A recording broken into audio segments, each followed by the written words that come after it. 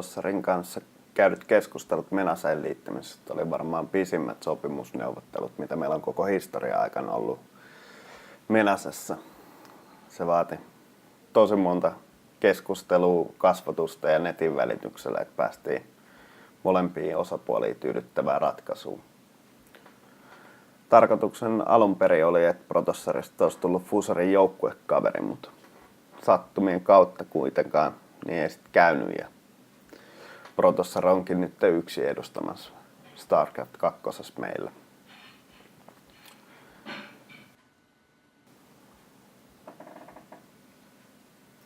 Se ei tietenkään ole mikään optimitilanne, että se saattaa hiukan vaikuttaa se harjoitteluun ja kun ei oikein ketään kenenkaan jutella ja taktiikoista tai muuten pelistä, että mä oon sitten yrittänyt olla siinä mukana vähän avittamassa, jos on ollut jotain ongelmia tai muuta.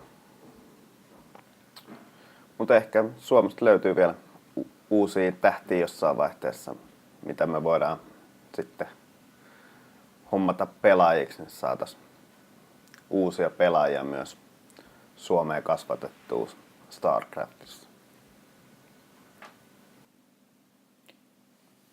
Miten sun peliura on saanut alkunsa? Ootko pelannut jotain toista peliä aikaisemmin?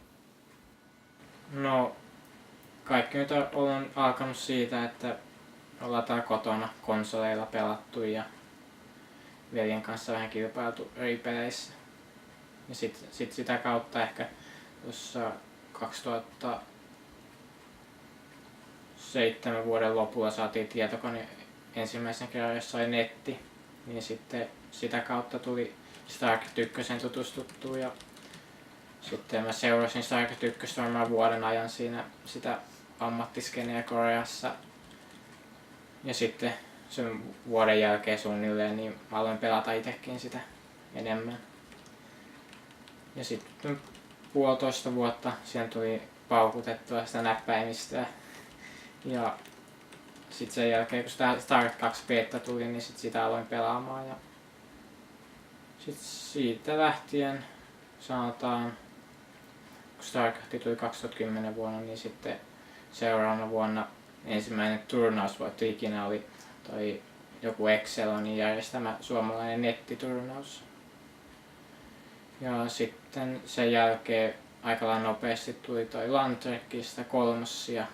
Ja sitten se ehkä vieläkin voisi sanoa melkein uran ehkä tärkein kohta oli toi nettiliigan voitto. Siinä sitten sitä noin vuosi sen jälkeen, kun oli aloittanut ton StarCraft 2 pelaamisen. Ja siinäkin oli mielenkiintoista se, että ei olisi kuulunut edes joutua sinne finaaleihin, kun oli oikeasti 5 siinä lohkossa ja 1 vaan sitten perusen paikkansa siinä.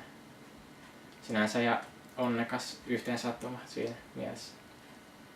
Ja sitten siinähän se siitä itse asiassa mun mielestä alkoi niinku tää mun ura suurimmaksi osakseen ja siinä alkoi enemmänkin sitten käymään enemmänkin näissä kilpailuissa ja tälleen. Ja sitten noin vuosi sen jälkeen mä liityin tuonne Mousesportiin. Siitä nyt ei sinänsä ole mitään huonoakaan sanottavaa sitten.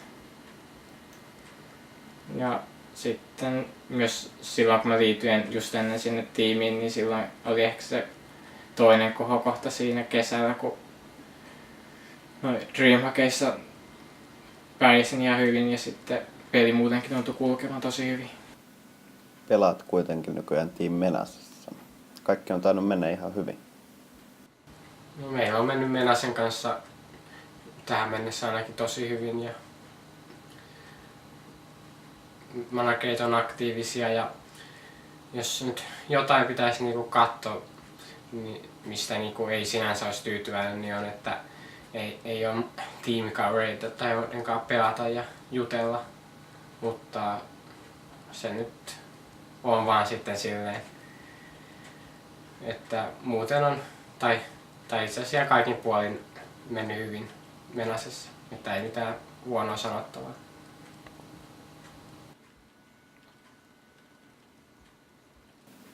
Teetkö jotain muuta vielä pelaamisen lisäksi?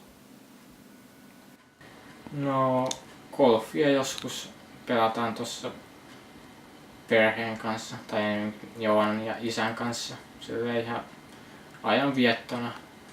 Ei nyt mitenkään useasti, mutta se on semmonen hyvä perheen ajanviete juttu. Ja sitten nyt, jos vähän juoksee ja sitten käy salilla, niin se tuo hyvää tasapainoa myös tuohon pelaamiselle. Miten teidän vanhemmat on tukenut sun pelaamista?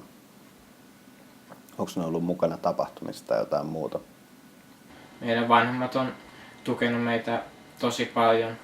Kun esimerkiksi ollaan menty aina turnauksiin, niin isä erityisesti on aina tullut sinne mukaan ja ollut tukena paljolti.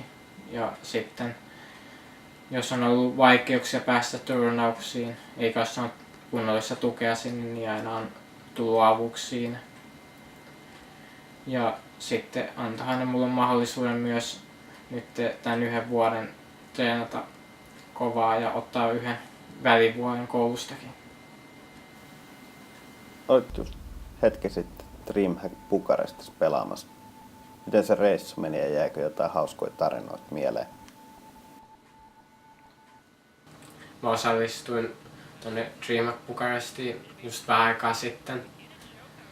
Ja no se turnaus ei mennyt ihan omien odotusten mukaisesti, täytyy sanoa, mutta siitä turnaus oli tosi hyvin järjestetty, yhtä pientä katkoa lukuun ottamatta, mutta se nyt ei ollut ehkä järjestäjien oma vika täysin.